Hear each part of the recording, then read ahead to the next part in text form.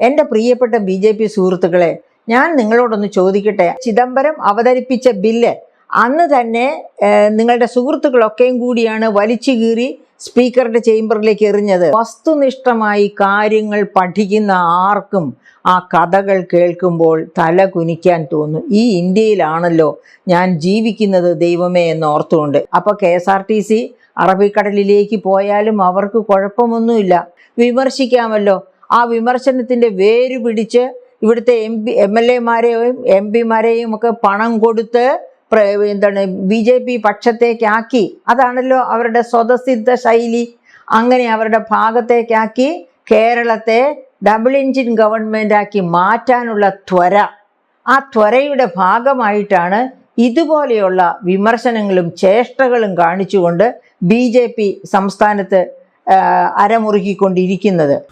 സാമ്പത്തിക വിദഗ്ധ ഡോക്ടർ മേരി ജോർജ് ഒപ്പമുണ്ട്. മാഡം, പ്രിയദർശിനി പദ്ധതിയുടെ ഭാഗമായ സൗജന്യ യാത്രയ്ക്ക് ആരംഭം കുറിച്ച തിങ്കളാഴ്ച KSRTCയുടെ ഓർഡിനറി ബസ്സുകളിൽ സ്ത്രീ യാത്രക്കാരുടെ എണ്ണത്തിലുണ്ടായത് വൻ വർധനയാണ്. കഴിഞ്ഞ തിങ്കളാഴ്ചയെ അപേക്ഷിച്ച് 6 ലക്ഷത്തോളം സ്ത്രീ യാത്രക്കാരാണ് അധികമായി ഇന്നലെ യാത്ര നടത്തിയത് എന്നാണ് കണക്കുകൾ. ഓർഡിനറി ബസ്സിൽ ആകെ യാത്ര ചെയ്തത് 13,29,938 സ്ത്രീകളാണ്. ഇതിൽ സീറോ ടിക്കറ്റിൽ യാത്ര ചെയ്തത് 7,83,115 വനിതാ യാത്രക്കാരാണ്. ഈ സീറോ ടിക്കറ്റ് ഇനത്തിൽ സർക്കാരിന് 1,59,56,801 രൂപയുടെ ബാധ്യതയാണ് തിങ്കളാഴ്ച മാത്രം ഉണ്ടായത്. നമുക്ക് ഈ കണക്കിലേക്കൊക്കെ പോകുന്നതിന് മുൻപ് എനിക്ക് ചോദിക്കാനുള്ളത്, ഈ ഒരു പദ്ധതി വിജയകരമായോ? മാഡം എങ്ങനെയാണ് ഈ ഒരു പദ്ധതിയെ ആദ്യഘട്ടത്തിൽ നോക്കിക്കാണുന്നത്? അതായത് UDF ഗവൺമെൻറ് പ്രകടന പത്രികയിൽ വാഗ്ദാനം ചെയ്തിരുന്നത് പോലെയുള്ള 5 പ്രധാനപ്പെട്ട വാഗ്ദാനങ്ങളാണ് ഉണ്ടായിരുന്നത് ഇന്ദിരാ ഗ്യാരണ്ടിയായിട്ട്. അതിലെ ഒരു പ്രധാനപ്പെട്ട ഗ്യാരണ്ടി, അതായത് സ്ത്രീകളെ ചേർത്ത് നിർത്തുന്ന ഒരു ഗ്യാരണ്ടി, അതായിരുന്നു സ്ത്രീകൾക്ക് KSRTC ബസ്സുകളിൽ സൗജന്യ യാത്ര എന്നത്. ആ സൗജന്യ യാത്ര തുടക്കം ഓർഡിനറി ബസ്സുകളിൽ ആയിരുന്നു. അത് തിങ്കളാഴ്ച സ്റ്റാർട്ട് ചെയ്തു. ഓർഡിനറി ബസ്സുകളിൽ യാത്ര സ്റ്റാർട്ട് ചെയ്തു. അപ്പോൾ അതിൻ്റെ ആശ്ചര്യകരമായ സന്ദേശമാണ് നമുക്ക് ലഭിച്ചത്. അതായത് നേരത്തെ ഉണ്ടായിരുന്നതിന് യാത്ര ചെയ്തിരുന്നതിനേക്കാൾ 6 ലക്ഷത്തോളം സ്ത്രീകൾ കൂടുതലായി അന്ന് KSRTCയുടെ ഓർഡിനറി ബസ്സുകളിൽ, അതായത് സൗജന്യ യാത്ര ലഭ്യമായ ബസ്സുകളിൽ യാത്ര ചെയ്തു എന്നാണ് നമുക്ക് അറിയാൻ കഴിയുന്നത്, കണക്കുകളിൽ നിന്ന് തെളിയുന്നത്. അതായത് ആകെ അന്ന് ഈ ബസ്സുകളിൽ പ്രിയദർശിനി എന്ന പേരിട്ട ബസ്സുകളിൽ യാത്ര ചെയ്തത് 13,29,938 പേരാണ്. അതിൽ 7,83,115 പേർ വനിതകളായിരുന്നു. 58.8% പേർ സ്ത്രീകളായിരുന്നു. അതൊരുപക്ഷെ വരും ദിവസങ്ങളിൽ വർദ്ധിച്ചേക്കാം. അതുപോലെ തന്നെ തുടക്ക ദിവസം ഇന്നലെ യാത്ര ചെയ്ത കുറച്ച് പേരെങ്കിലും കൗതുകത്തിന് വേണ്ടി യാത്ര ചെയ്തതും ആകാം. ഇനി കൂടുതൽ ആൾക്കാർ അതിലേക്ക് അങ്ങനെ തന്നെ കൗതുകത്തിന് വേണ്ടിയല്ല, അത്യാവശ്യങ്ങൾക്ക് വേണ്ടി തന്നെയുള്ള യാത്രക്കാരുടെ എണ്ണം ഇതനുസരിച്ച് കൂടി വരും. കാരണം ഇതുവരെ പ്രതീക്ഷിക്കാതിരുന്ന ഒരു സഹായ ഹസ്തമാണ് ഇതുവഴിയായിട്ട്, ഈ സൗജന്യ യാത്ര വഴിയായിട്ട് ഗവൺമെൻറ് നീട്ടിക്കൊടുക്കുന്നത്. അപ്പോൾ ആ സഹായ ഹസ്തം ഏറ്റുവാങ്ങിക്കൊണ്ട് അത്യാവശ്യ യാത്രകൾ പോലും വേണ്ടെന്ന് വെച്ച് വീട്ടിൽ ഒതുങ്ങിക്കൂടിയിരുന്ന സ്ത്രീകൾ, അത് പ്രത്യേകിച്ച് വയോജനങ്ങൾ ഒക്കെ അത്തരം കാര്യങ്ങൾക്ക് വേണ്ടി ഇറങ്ങി പുറപ്പെടാം. അപ്പോൾ തീർച്ചയായിട്ടും ഇപ്പോൾ വന്നിരിക്കുന്ന ഈ 58%-ത്തിലധികം എന്നത് ഒരുപക്ഷെ 68% ഒക്കെ ആയി മാറിയേക്കാം. കാരണം കർണാടകത്തിലെയും തമിഴ്നാട്ടിലെയും ഒക്കെ സ്ഥിതി അതിന് തുല്യമാണ്. കാരണം അവിടെയൊക്കെ ഇങ്ങനെ ഫ്രീ ട്രാവൽ, സൗജന്യ യാത്ര അവരുടെ RTCകൾ അനുവദിച്ചതോടുകൂടി 40%-ത്തിലധികം വർധനവാണ് നേരത്തെ ഉണ്ടായിരുന്നതിൽ നിന്ന് ഉണ്ടായത്. അപ്പോൾ അതുപോലെ ഒരു വർധനവ് കേരളത്തിലും, അതായത് ഇപ്പോൾ 2 ലക്ഷത്തിൽ താഴെയായിരുന്ന സ്ത്രീ യാത്രക്കാരുടെ എണ്ണമാണ് ഇത്രയധികം വലിയ തോതിൽ വർദ്ധിച്ചിരിക്കുന്നത്. 7 ലക്ഷമായിട്ട് വർദ്ധിച്ചിരിക്കുന്നത്. അപ്പോൾ അങ്ങനെ വർധനവുണ്ടായത് കാണിക്കുന്നത് അങ്ങേയറ്റം സ്വാഗതാർഹമാണ് ഈ പരിപാടി എന്ന് തന്നെയാണ്. മാഡം, ഈ KSRTCയിലെ സ്ത്രീകളുടെ സൗജന്യ യാത്ര വെറും ഓർഡിനറി ബസ്സിൽ മാത്രം പരിമിതപ്പെടുത്തിയതിൽ രൂക്ഷ വിമർശനവും പ്രതിഷേധവുമാണ് BJP നടത്തിയത്. മാഡം ഇന്നലെ അതിനെതിരെ രൂക്ഷമായ രീതിയിൽ തന്നെയാണ് പ്രതികരിച്ചത്. അതിനെ വലിയ രീതിയിൽ മാഡത്തെ അഭിനന്ദിച്ചുകൊണ്ട് ധാരാളം പേർ കമൻ്റൊക്കെ രേഖപ്പെടുത്തുകയും ചെയ്തതാണ്. ഇതിന് പിന്നാലെ ഈ നേമം MLAയും BJP സംസ്ഥാന അധ്യക്ഷനുമായ രാജീവ് ചന്ദ്രശേഖരും രൂക്ഷമായ വിമർശനമാണ് ഈ പദ്ധതിക്കെതിരെ നടത്തിയിരിക്കുന്നത്. വഞ്ചനയിൽ കെട്ടിപ്പടുത്തൊരു പദ്ധതി അംഗീകരിക്കാനാവില്ല എന്നും തെരഞ്ഞെടുപ്പ് കാലത്ത് നൽകിയ ഇന്ദിരാ ഗ്യാരണ്ടിയിൽ നിന്ന് കോൺഗ്രസ് പിന്നോട്ടു പോകുന്നതിൻ്റെ വ്യക്തമായ തെളിവാണ് ഇതെന്നുമാണ് അദ്ദേഹം പറയുന്നത്. വോട്ട് നേടാൻ വേണ്ടി എല്ലാ ബസ്സുകളിലും സൗജന്യ യാത്ര വാഗ്ദാനം ചെയ്ത കോൺഗ്രസ് അധികാരത്തിൽ വന്നതിന് ശേഷം ആ വാഗ്ദാനത്തിൽ വെള്ളം ചേർത്തിരിക്കുകയാണ്. സമാനമായ വാഗ്ദാനം നൽകിയ ബംഗാളിലെ BJP സർക്കാർ എല്ലാ സർക്കാർ ബസ്സുകളിലും അത് കൃത്യമായി നടപ്പിലാക്കി കാണിച്ച് ജനങ്ങളോടുള്ള പ്രതിബദ്ധത തെളിയിച്ചിട്ടുണ്ട്. തെരഞ്ഞെടുപ്പ് വാഗ്ദാനങ്ങൾ നൽകി ജനങ്ങളെ കബളിപ്പിക്കുക എന്നത് കോൺഗ്രസ് സർക്കാരുകളുടെ ഒരു സ്ഥിരം ശൈലിയാണ്. കർണാടകയിലും തെലങ്കാനയിലും ഹിമാചൽ പ്രദേശിലും കാണിച്ച അതേ വഞ്ചന തന്നെയാണ് കോൺഗ്രസ് ഇപ്പോൾ കേരളത്തിലും ആവർത്തിക്കുന്നത് എന്നൊക്കെയാണ് രാജീവ് ചന്ദ്രശേഖർ പറഞ്ഞിരിക്കുന്നത്. ഈ വിമർശനത്തിന് എന്താണ് മാഡത്തിനുള്ള മറുപടി? അതായത് എന്തുകൊണ്ടാണ് ഇത് ഓർഡിനറി ബസ്സിൽ മാത്രമായിട്ട് ലിമിറ്റ് ചെയ്തത്? അതിന് ഗവൺമെൻറ് ധാരാളം ഉത്തരങ്ങൾ, അതായത് ഒരുപാട് ഉത്തരങ്ങൾ പറയേണ്ട വളരെ ചുരുങ്ങിയ വാക്കുകളിൽ തന്നെ വളരെ കൃത്യതയോടെ അതിനുള്ള ഉത്തരം സമൂഹത്തിനും അതുപോലെ ഈ വിമർശകർക്കും കൊടുത്തിട്ടുണ്ട്. കാരണം കടുത്ത ധനപ്രതിസന്ധിയിലാണ് സംസ്ഥാനം. അങ്ങനെ കടുത്ത ധനപ്രതിസന്ധിയിൽ സംസ്ഥാനത്തെ ആക്കിയിട്ടാണ് കഴിഞ്ഞ 10 വർഷം ഭരിച്ച LDF ഗവൺമെൻറ് സ്ഥാനം ഒഴിഞ്ഞു പോകുന്നത്. അപ്പോൾ ആ സാഹചര്യത്തിൽ, അതായത് കടത്തിന് മേലെ കടം എന്ന രീതിയിൽ ധവളപത്രം പറയുന്നത് 5,07,000 കോടിയുടെ കടം എന്നാണ്. പക്ഷേ CAG 2025 ഡിസംബറിൽ പുറത്തുവിട്ട കണക്കനുസരിച്ച് 6 ലക്ഷം കോടിയിലധികമാണ് കേരളത്തിൻ്റെ കടം. അതായത് കിഫ്ബി വഴിയും KSSPL വഴിയും എടുത്ത കടം ബജറ്റിനകത്തേക്ക് കൂട്ടിച്ചേർത്തത് കൊണ്ടാണ് അത് 6 ലക്ഷം കോടിയായിട്ട് ഉയർന്നത്. ഈ 6 ലക്ഷം കോടി കടം എന്ന് പറയുമ്പോൾ ഓർക്കുക, 1956 മുതൽ 2016 ഉമ്മൻചാണ്ടി ഗവൺമെൻറ് പിണറായി വിജയൻ ഗവൺമെൻറ്റിന് ഭരണം കൈമാറുന്ന സമയം വരെ കൂട്ടിച്ചേർക്കപ്പെട്ട കടം, അതായത് സഞ്ചിത കടം എന്ന് പറയുന്നത് 1,53,230 കോടി മാത്രമായിരുന്നു. 1,53,230 കോടി മാത്രം. ആ കടമാണ് 6 ലക്ഷം കോടിയിലധികം, 6,04,000 കോടിയായിട്ട് ഉയർന്നു എന്നാണ് CAG 2025 പറഞ്ഞത്. 25-26 വർഷത്തേക്കാണ് പറഞ്ഞത്. ആ 25-26 വർഷത്തെ കടം തന്നെയാണ് ഈ ധവളപത്രത്തിൽ 5,07,000 കോടിയായിട്ട് പറഞ്ഞിരിക്കുന്നത്. എന്ന് വെച്ചാൽ കിഫ്ബി വഴിയും സോഷ്യൽ സെക്യൂരിറ്റി പെൻഷൻ ഫണ്ട് വഴിയുമുള്ള കടം അതിൽ ചേർത്തിട്ടില്ല എന്നർത്ഥം. അപ്പോൾ അങ്ങനെ വലിയ കടം, എത്ര ഇരട്ടി കടം വർധനവാണ് ഉണ്ടായത് 10 വർഷം കൊണ്ടെന്ന് ഓർക്കണം. 1956 മുതൽ 2016 വരെ 1,53,230 കോടിയിൽ നിന്ന് കടമാണ് 2016 മുതൽ 2025 വരെയുള്ള 10 വർഷ കാലഘട്ടം കൊണ്ട് ഈ പറയപ്പെട്ട 6 ലക്ഷം കോടി 6,04,000 കോടിയായിട്ട് വർദ്ധിച്ചത് എന്നോർക്കണം. അത് അങ്ങനെയുള്ള ഒരു ഖജനാവ് ഉത്തരവാദിത്വം ഏറ്റെടുത്ത ഒരു ഗവൺമെൻറ് ഇതാ പിടിച്ചു. അതും KSRTC എല്ലായ്പ്പോഴും നഷ്ടത്തിലാണ്. KSRTCക്ക് വേണ്ടത്ര വായ്പാ സഹായം നൽകാൻ വേണ്ടി കൊണ്ടുവന്ന കമ്പനിയാണ് KTDFC. ആ KTDFCയിലുണ്ടായ പ്രതിസന്ധി മൂലം ഹൈക്കോടതി ഇടപെട്ടതും ഗവൺമെൻറ്റിൻ്റെ ചീഫ് സെക്രട്ടറി കോടതിയിൽ ചെന്ന് അനുദിന ചെലവുകൾക്ക് പോലും ബുദ്ധിമുട്ടുന്ന അവസ്ഥയിലാണ് സംസ്ഥാന ഗവൺമെൻറ് എന്ന് കോടതിയുടെ മുൻപാകെ മൊഴിഞ്ഞതാണ് ചീഫ് സെക്രട്ടറി. അപ്പോഴാണ് കോടതി പറഞ്ഞത് ഒരു റിഡംഷൻ ഫണ്ട് ഫോം ചെയ്തിട്ട് മാത്രമേ ഇനി ഇതുപോലെ KTDFC പോലെയുള്ള സ്ഥാപനങ്ങൾ ഗവൺമെൻറ് തുടങ്ങാവൂ. അതായത് അതിലേക്ക് ഇൻവെസ്റ്റ് ചെയ്തിരിക്കുന്ന ഇൻവെസ്റ്റേഴ്സിന് അവർ ഇൻവെസ്റ്റ് ചെയ്ത ഫണ്ടും അതിൻ്റെ പലിശയും ഒക്കെ തിരിച്ചു കിട്ടേണ്ടതാണ്. അതിനാണ് ഒരു റിഡംഷൻ ഫണ്ട് ഫോം ചെയ്തതിന് ശേഷമേ ഇത്തരം കമ്പനികൾ തുടങ്ങാവൂ എന്ന മാർഗനിർദ്ദേശം പോലും ഹൈക്കോടതി പുറപ്പെടുവിക്കേണ്ടി വന്നു. അപ്പോൾ ആ തരത്തിൽ KSRTC വലിയ പ്രതിസന്ധിയെ തരണം ചെയ്തുകൊണ്ടാണ് LDF ഗവൺമെൻറ്റിൻ്റെ കാലത്തിരുന്നത്.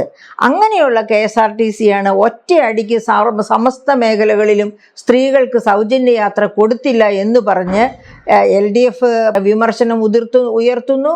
അതോടൊപ്പം തന്നെ അതായത് BJPയും വിമർശനം ഉയർത്തുന്നു. അപ്പോൾ LDFനോട് ഒരു കാര്യം കൂടി പറയണം. തദ്ദേശ സ്വയംഭരണ സ്ഥാപനങ്ങൾക്ക് മുൻപാണല്ലോ അവർ 25 വയസ്സ് മുതൽ 60 വയസ്സ് വരെ പ്രായമുള്ള സ്ത്രീകൾക്ക് ഒരു ക്ഷേമ പദ്ധതിയായിട്ട് 1000 രൂപ വീതം പ്രതിമാസം കൊടുക്കുമെന്ന് പറഞ്ഞത്. അവരെന്തേ ഇറങ്ങിപ്പോകുന്നതിന് തൊട്ട് മുൻപ് അത് കൊടുക്കാതെ പോയത്? ഇറങ്ങിപ്പോകുന്ന മാസത്തിൽ അത് കൊടുക്കാതെ പോയത്? കാരണം അവർ വിചാരിച്ചു ഈ 1000 രൂപ വീതം മേടിക്കുന്ന സമസ്ത സ്ത്രീകളും അവർക്ക് വോട്ട് ചെയ്ത് അവരെ ജയിപ്പിക്കുമെന്ന്. അപ്പോൾ ജയിപ്പിക്കാൻ വേണ്ടിയായിരുന്നു അവരങ്ങനെ ഒരു വാഗ്ദാനം നടത്തിയത്. തദ്ദേശ സ്വയംഭരണ സ്ഥാപനങ്ങളിലും അമ്പയെ പരാജയപ്പെട്ടു. അത് കഴിഞ്ഞിട്ട് ഉണ്ടായ അസംബ്ലി തെരഞ്ഞെടുപ്പിലും അമ്പയെ പരാജയപ്പെട്ടു. അപ്പോൾ ഉടനെ അവർ അവരുടെ വാഗ്ദാനം മറന്നു, വാഗ്ദാനം പ്രകടമാക്കിയില്ല, കൊടുത്തില്ല. അങ്ങനെ കൊടുക്കാതിരിക്കാനല്ലല്ലോ. ഒരു വാഗ്ദാനം എന്ന് പറയുന്നത് ഒരു പ്രത്യുപകാരം പ്രതീക്ഷിച്ചല്ല, ജനങ്ങളുടെ ക്ഷേമമാണ് മനസ്സിലുള്ളത് എങ്കിൽ ആ ക്ഷേമം മുൻനിർത്തി മാത്രം എന്താണ് അതിന് പ്രത്യുപകാരമായിട്ട് കിട്ടുക എന്ന് നോക്കിയല്ല കൊടുക്കേണ്ടത്. അത് അവരുടെ ക്ഷേമം മുൻനിർത്തി തന്നെ കൊടുക്കുക വേണ്ടത്. അങ്ങനെയല്ല LDF ചെയ്തത്. അപ്പം അങ്ങനെയുള്ള LDFന് എന്ത് അവകാശമാണ് ഉള്ളത്? ഭരണം ഏറ്റെടുത്ത 1 മാസം തികയുന്നതിന് ഏതാനും ദിവസം മുൻപേ അതിലെ പ്രധാനപ്പെട്ട, അതായത് മോണിറ്ററി കമ്മിറ്റ്മെൻ്റ് ഉള്ള ഒരു വാഗ്ദാനമാണ് ഈ പറയപ്പെട്ട KSRTC ബസ്സിൽ സൗജന്യ യാത്ര സ്ത്രീകൾക്ക് എന്നത്. അതും നഷ്ടത്തിലോടുന്ന KSRTC ബസ്സിലാണെന്ന് ഓർക്കണം. ലാഭത്തിലോടുന്ന KSRTC ബസ്സിലാണെങ്കിൽ എന്തുകൊണ്ട് എല്ലാ സ്ത്രീകൾക്കും സൗജന്യ യാത്ര അലവ് ചെയ്തില്ല ആദ്യം തന്നെ എന്ന് ചോദിക്കുന്നതിലൊരർത്ഥമുണ്ട്. ഇത് നിരർത്ഥകമായ ചോദ്യമായി മാറിപ്പോവുകയാണ് ചെയ്യുന്നത് LDFനെ സംബന്ധിച്ച്. അപ്പോൾ ഇനി അതിനേക്കാളൊക്കെ വളരെ ഗുരുതരമായ ആരോപണങ്ങളുമായി വരുന്നത് BJP ഗവൺമെൻറ്, BJP വിമർശകരാണ്. അവരെന്താണ് പറയുന്നത്? അതായത് ജനങ്ങളെ കബളിപ്പിക്കലാണ്. ഫ്രീ യാത്ര, സൗജന്യ യാത്ര ഓഫർ ചെയ്തുകൊണ്ട് വോട്ട് മേടിക്കുക. അങ്ങനെ വോട്ട് മേടിച്ചതിന് ശേഷം ആ യാത്ര, അതായത് ആ വാഗ്ദാനം പാലിക്കാതിരിക്കുക. എന്നിട്ട് കഷ്ടിച്ച് ഈ പറയപ്പെട്ട ഓർഡിനറി ബസ്സുകളിൽ മാത്രം സൗജന്യ യാത്ര അനുവദിക്കുക. എൻ്റെ പ്രിയപ്പെട്ട BJP സുഹൃത്തുക്കളെ, ഞാൻ നിങ്ങളോടൊന്ന് ചോദിക്കട്ടെ. 1996 തുടങ്ങിയതാണ് ഇവിടെ സ്ത്രീകൾ അവരുടെ 33% പാർലമെന്റിലും അസംബ്ലിയിലും അവർക്ക് റിസർവേഷൻ കിട്ടാൻ ഉള്ള ശ്രമങ്ങൾ കോൺഗ്രസ് ഗവൺമെന്റിന്റെ കോൺഗ്രസ് സഖ്യകക്ഷി ഗവൺമെന്റിന്റെ ഭാഗത്തു നിന്നാണ് ആ മൂവ് ഉണ്ടായത് 1996. അങ്ങനെ ആ ബില്ല് ചിദംബരം അവതരിപ്പിച്ച ബില്ല് അന്ന് തന്നെ നിങ്ങളുടെ സുഹൃത്തുക്കളൊക്കെയും കൂടിയാണ് വലിച്ചു കീറി സ്പീക്കറുടെ ചേംബറിലേക്ക് എറിഞ്ഞത്. സ്ത്രീകൾക്ക് അങ്ങനെ ഒരു സൗജന്യം കൊടുക്കേണ്ട എന്ന് പറഞ്ഞിട്ട്. അതിൻ്റെ കൂട്ടത്തിൽ കോൺഗ്രസിൻ്റെ സഖ്യകക്ഷികളിൽ പെട്ടവരും ഉണ്ടായിരുന്നു, അതില്ലെന്ന് ഞാൻ പറയുന്നില്ല. അത് കഴിഞ്ഞ് BJP അങ്ങനെ പല പ്രാവശ്യം ആ ബില്ല് അവതരിപ്പിക്കപ്പെട്ടു. പാർലമെൻറ്റിൽ പാസ്സായാലും രാജ്യസഭയിൽ അത് പാസ്സാകില്ല. ആ തരത്തിൽ മുൻപോട്ട് പോയ ബില്ല് ഓർമ്മിക്കണം, ഈ 33% റിസർവേഷനെ സ്ത്രീകൾക്ക് കൊടുക്കാൻ ഉദ്ദേശിച്ചുള്ളൂ. 50% സ്ത്രീകളാണ്. കേരളത്തിലാണെങ്കിൽ 52% സ്ത്രീകളാണ്. അപ്പോൾ ഇങ്ങനെ 50% റിസർവേഷൻ അർഹിക്കുന്ന സ്ത്രീകൾക്ക് 33% കൊടുക്കാൻ ആഗ്രഹിച്ച് അതിൻ്റെ നിയമം കൊണ്ടുവന്നിട്ട് അത് പാസ്സാക്കാൻ അന്ന് പ്രതിപക്ഷത്തിരുന്ന BJP സമ്മതിച്ചില്ല. 2014 ഭരണത്തിൽ വന്നപ്പോൾ അവർക്ക് ആ ബില്ല് കൊണ്ടുവരാമായിരുന്നു. പക്ഷേ ആ ബില്ല് കൊണ്ടുവന്നില്ല. അത് കൊണ്ടുവരാതിരുന്ന് 2019 കൊണ്ടുവരുന്നു. 2019 കൊണ്ടുവരുമ്പോൾ അവർക്ക് രണ്ടിടത്തും, അതായത് ലോകസഭയിലും രാജ്യസഭയിലും മജോറിറ്റി ഉണ്ടായിരുന്നു. അങ്ങനെ ആ ബില്ല് പാസ്സാകുന്നു. അവർ പോലും പ്രതീക്ഷിക്കാതെ ആയിരിക്കും ഒരുപക്ഷെ ബില്ല് പാസ്സായത്. പക്ഷേ ബില്ല് പാസ്സായിട്ടും ഈ ഹലോ ബഹൻ എന്ന് പറഞ്ഞ് നടക്കുന്ന ഈ സ്ത്രീകളെ ചേർത്ത് പിടിക്കുന്നു, വാഗ്ദാനങ്ങൾ അതുപോലെ പാലിക്കും എന്നൊക്കെ പറഞ്ഞ ബഹുമാനപ്പെട്ട നരേന്ദ്രമോദി ഗവൺമെൻറ് അങ്ങനെ ബില്ല് പാസ്സായിട്ട് പോലും അതിനെ ഒരു കുറ്റിയിൽ കെട്ടിയിട്ടു. ആ നിയമം നടപ്പിലാക്കാതെ. ഏത് കുറ്റിയിലാണ് കെട്ടിയിട്ടത്? ഡീലിമിറ്റേഷൻ എന്ന ഒരു കുറ്റി കൊണ്ടുവന്ന് ആ കുറ്റിയിൽ കെട്ടിയിട്ടു. അപ്പോൾ ഡീലിമിറ്റേഷൻ നടപ്പാക്കിയതിന് ശേഷം മാത്രമേ സ്ത്രീകൾക്ക് ഈ 33% സംവരണം നൽകൂ. അല്ല എന്ന് പറഞ്ഞു. അങ്ങനെ കൊണ്ടു നടന്ന് 2019 നടപ്പാക്കാമായിരുന്നു എങ്കിൽ 2019 ഇലക്ഷനിൽ തന്നെ 33% വനിതകൾ പാർലമെൻറ്റിലും അസംബ്ലിയിലും ഒക്കെ വരുമായിരുന്നു. അത് 2024 ആയപ്പോഴേക്കും ഡീലിമിറ്റേഷൻ കൊണ്ടുവരാനുള്ള ശ്രമം. അപ്പോൾ ആ കുറ്റിയിലാണല്ലോ കെട്ടിയിരിക്കുന്നത്. അങ്ങനെ ഡീലിമിറ്റേഷൻ എല്ലാവരും കൂടി ചെറുത്ത് തോൽപ്പിച്ചു. കാരണം ഇങ്ങനെ ഒരു കുറ്റിയുടെ ആവശ്യമില്ല, സ്ത്രീകൾക്ക് ഉള്ള റിസർവേഷൻ എന്ന് പറയുന്നത് അവർ അവകാശപ്പെട്ടതാണ്, അത് കൊടുക്കാൻ ഇങ്ങനെ ഒരു കുറ്റിയും കൂടെ അതിൻ്റെ കൂടെ ആവശ്യമില്ല എന്ന് പറഞ്ഞ് പ്രതിപക്ഷവും എല്ലാവരും എതിർത്തു. അങ്ങനെ അത് നടപ്പായില്ല. അപ്പോൾ എന്തിനു പറയുന്നു? അതായത് പ്രതിപക്ഷം അപ്പോഴും വില്ലിങ് ആയിരുന്നു. എന്തിന്? ഈ കുറ്റിയില്ലാതെ, ഡീലിമിറ്റേഷൻ ഇല്ലാതെ 543 സീറ്റിൽ 33% സ്ത്രീകൾക്ക് കൊടുക്കുക. ആ തീരുമാനത്തോട് പ്രതിപക്ഷം ചേർന്ന് നിന്നു. പക്ഷേ BJPക്ക് അത് താല്പര്യമില്ല. എന്താണ്? ഈ കുറ്റി നടപ്പാക്കി കഴിഞ്ഞേ പാടുള്ളൂ എന്ന് വെച്ചാൽ അവർക്ക് സ്ത്രീകൾക്ക് ഈ 33% റിസർവേഷൻ കൊടുക്കാൻ താല്പര്യമില്ല എന്ന് തന്നെയാണ് നമ്മൾ അതിൽ നിന്ന് മനസ്സിലാക്കേണ്ടത്. അങ്ങനെ ഓരോരോ കാരണങ്ങൾ കൊണ്ടുവന്ന് സ്ത്രീകളെ സൈഡ് ലൈൻ ചെയ്യുന്ന, അവരെ അധികാര സ്ഥാനങ്ങളിൽ നിന്ന് മാറ്റി നിർത്താൻ മോഹിക്കുന്ന, അവരെ രണ്ടാന്തരൻ പൗരന്മാരായി മാത്രം കാണുന്ന BJP ആണ് ഇപ്പോൾ വിമർശനം ഉന്നയിക്കുന്നത്. ഈ പറയപ്പെട്ട മുഴുവൻ സ്ത്രീകൾക്ക് ബസ്സുകളിലും എല്ലാ സ്ത്രീകൾക്കും ട്രാൻസ്ജെൻഡേഴ്സിനുമാണ് ഈ ഇത് കൊടുക്കുന്നത്. അത് മറ്റെല്ലാവർക്കും കൊടുക്കേണ്ടതായിരുന്നു, എല്ലാ ബസ്സുകളിലും കൊടുക്കേണ്ടതായിരുന്നു എന്ന്. അപ്പോൾ KSRTC അറബിക്കടലിലേക്ക് പോയാലും അവർക്ക് കുഴപ്പമൊന്നുമില്ല, കടക്കണിയിലായ കേരളം പോയാലും അവർക്ക് കുഴപ്പമൊന്നുമില്ല, വിമർശിക്കാമല്ലോ. ആ വിമർശനത്തിൻ്റെ വേര് പിടിച്ച് ഇവിടുത്തെ MLA-മാരെയും MP-മാരെയും ഒക്കെ പണം കൊടുത്ത് BJP പക്ഷത്തേക്കാക്കി. അതാണല്ലോ അവരുടെ സ്വതസിദ്ധ ശൈലി. അങ്ങനെ അവരുടെ ഭാഗത്തേക്കാക്കി കേരളത്തെ ഡബിൾ എൻജിൻ ഗവൺമെൻറ്റാക്കി മാറ്റാനുള്ള ത്വര, ആ ത്വരയുടെ ഭാഗമായിട്ടാണ് ഇതുപോലെയുള്ള വിമർശനങ്ങളും ചേഷ്ടകളും കാണിച്ചുകൊണ്ട് BJP സംസ്ഥാനത്ത് അരമുറുക്കിക്കൊണ്ടിരിക്കുന്നത്. അത് മാത്രവുമല്ല, BJP വേറൊരു കാര്യം കൂടി ഞാൻ പറയട്ടെ. ഭായിയോ ബഹനോ എന്നും പറഞ്ഞ് ആവർത്തിച്ചുകൊണ്ട് നടക്കുന്ന ബഹുമാനപ്പെട്ട പ്രധാനമന്ത്രിയോട് നിങ്ങൾ എന്താ ചോദിക്കാത്തത്? കോവിഡ് കാലം വരെയും ഇവിടെ വയോജനങ്ങൾക്ക് റെയിൽ യാത്രയിൽ ഒരുപാട് സൗജന്യങ്ങൾ ഉണ്ടായിരുന്നു. സ്ത്രീകൾക്ക് കൂടുതൽ, പുരുഷന്മാരെക്കാൾ കൂടുതൽ സൗജന്യം കിട്ടിയിരുന്നത് സ്ത്രീകൾക്കായിരുന്നു. കോവിഡ് കാലത്തോടുകൂടി ആ സൗജന്യം എടുത്തു മാറ്റി. ഇതുവരെ അത് പുനഃസ്ഥാപിച്ചിട്ടില്ല. വയോജനങ്ങളോടുള്ള ഈ സ്നേഹം ഇതാരാണ് മറക്കുക? അപ്പോൾ ഓർമ്മിക്കുക, ഏഷ്യയിലെ ഏറ്റവും കൂടുതൽ തൊഴിൽ കൊടുക്കുന്ന ഒരു സ്ഥാപനം, ഒരു പബ്ലിക് എൻ്റർപ്രൈസാണ് റെയിൽവേ എന്ന് പറയുന്നത്. അതിനെ ഇപ്പോൾ പ്രൈവറ്റൈസ് ചെയ്തുകൊണ്ടിരിക്കുകയാണ്. അത് വേറൊരു കാര്യം. പക്ഷേ പ്രൈവറ്റൈസ് ചെയ്യോ എന്തു വേണമെങ്കിലും ആകട്ടെ, പക്ഷേ വയോജനങ്ങൾക്ക് കൊടുത്തുകൊണ്ടിരുന്ന ഈ സൗജന്യം അതെന്തുകൊണ്ട് BJP ഗവൺമെൻറ് നിർത്തലാക്കി?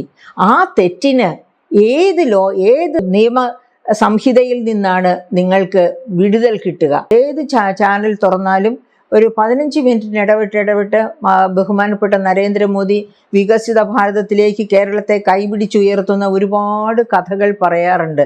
ആ കഥകൾ കേട്ടാൽ ആർക്കും, അതായത് വസ്തുനിഷ്ഠമായി കാര്യങ്ങൾ പഠിക്കുന്ന ആർക്കും ആ കഥകൾ കേൾക്കുമ്പോൾ തല കുനിക്കാൻ തോന്നും. ഈ ഇന്ത്യയിലാണല്ലോ ഞാൻ ജീവിക്കുന്നത് ദൈവമേ എന്ന് ഓർത്തുകൊണ്ട്. എന്താ കാരണം?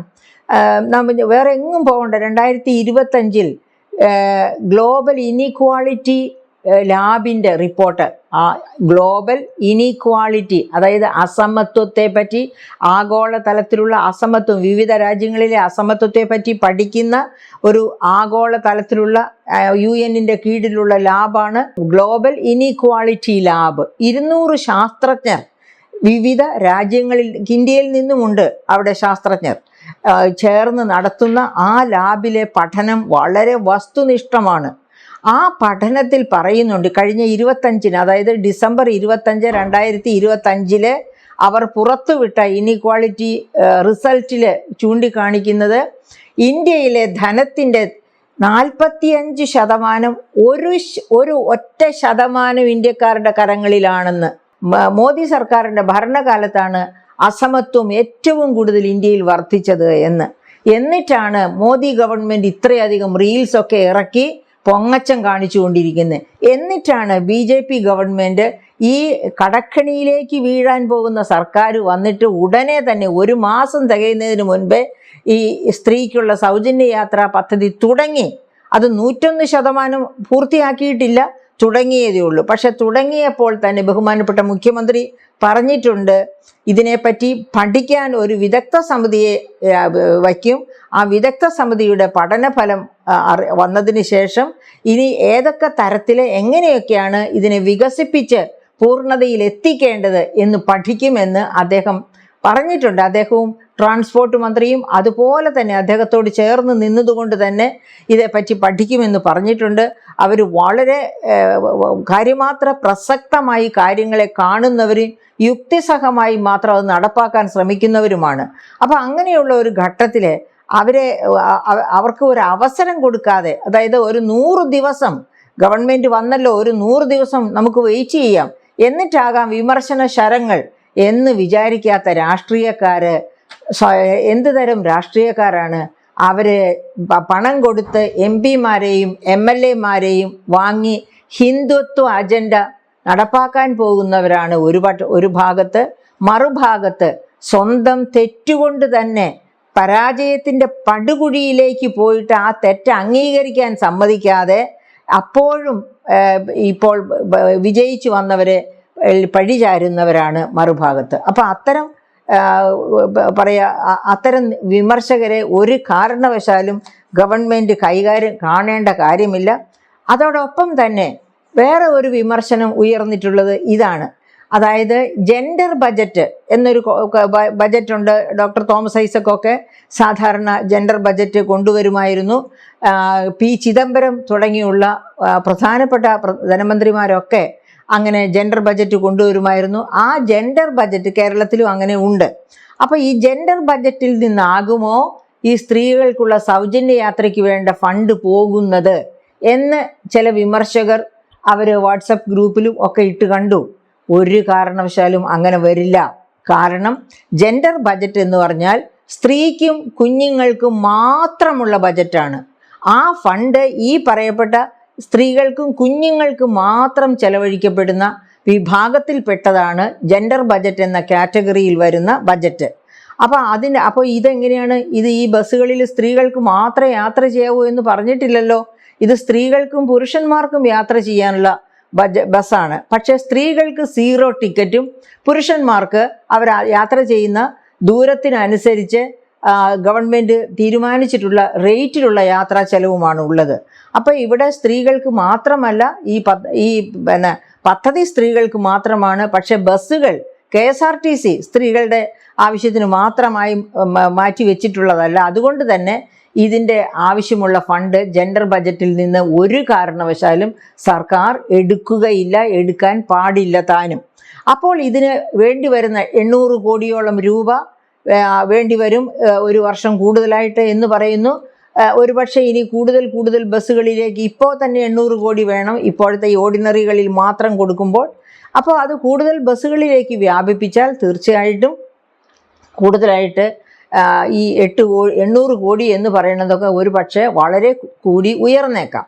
അപ്പോൾ അതൊക്കെ കണക്ക് കൂട്ടി എങ്ങനെ റവന്യൂ റേസ് ചെയ്യാം, അതിന് ഏതൊക്കെ മാർഗങ്ങളുണ്ട് എന്നൊക്കെ നോക്കിയായിരിക്കും ഗവൺമെൻറ് ഒരു വിദഗ്ധ കമ്മിറ്റി അപ്പോയിൻ്റ് ചെയ്ത ശേഷം ഇത് തീരുമാനിക്കുക.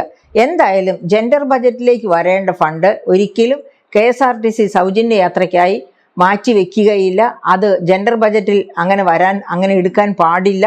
ആ തരത്തിലേക്ക് ഗവൺമെൻറ് പോവുകയുമില്ല. അപ്പം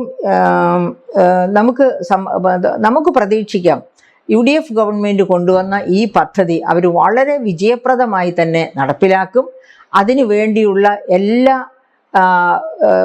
ധാരണയും, അതായത് പരസ്പര ധാരണയും ട്രാൻസ്പോർട്ട് മന്ത്രിയും മുഖ്യമന്ത്രിയും ട്രാൻസ്പോർട്ട് വകുപ്പും ധനവകുപ്പും ഒക്കെ തമ്മിൽ ചേർന്ന് അവർ രൂപം കൊടുക്കാൻ പോകുന്ന ആ ഒരു വർക്കിംഗ് കമ്മിറ്റി, ആ കമ്മിറ്റിയും വളരെ നല്ല രീതിയിൽ പഠിച്ച് ഏതൊക്കെ സോഴ്സിൽ നിന്ന് ഫണ്ട് കൊണ്ടുവരാം, എങ്ങനെയൊക്കെ KSRTCയെ വിജയത്തിലേക്ക് കൊണ്ടുവരാം എന്നൊക്കെയുള്ള ചിന്ത, വസ്തുനിഷ്ഠമായ ചിന്ത അത് കർമ്മപഥത്തിലെത്തും. അപ്പോൾ നമുക്ക് സന്തോഷകരമായി സ്ത്രീകൾക്ക് ഇപ്പോൾ ലഭിച്ചതിനേക്കാൾ കൂടുതൽ ആശ്വാസകരവും സന്തോഷകരവും അവരെ ശക്തീകരിക്കുന്നതുമായ തീരുമാനങ്ങളാകാം അനന്തരഫലമായിട്ട് ഉണ്ടാവുക. ഓക്കെ, എന്തായാലും വളരെയധികം നന്ദി ഡോക്ടർ മേരി ജോർജ് മാഡം. എന്തായാലും ഈ പ്രിയദർശിനി KSRTCയിലെ പ്രിയദർശിനി പദ്ധതി വിജയകരമാകട്ടെ എന്ന് തന്നെ നമുക്ക് പ്രതീക്ഷിക്കാം.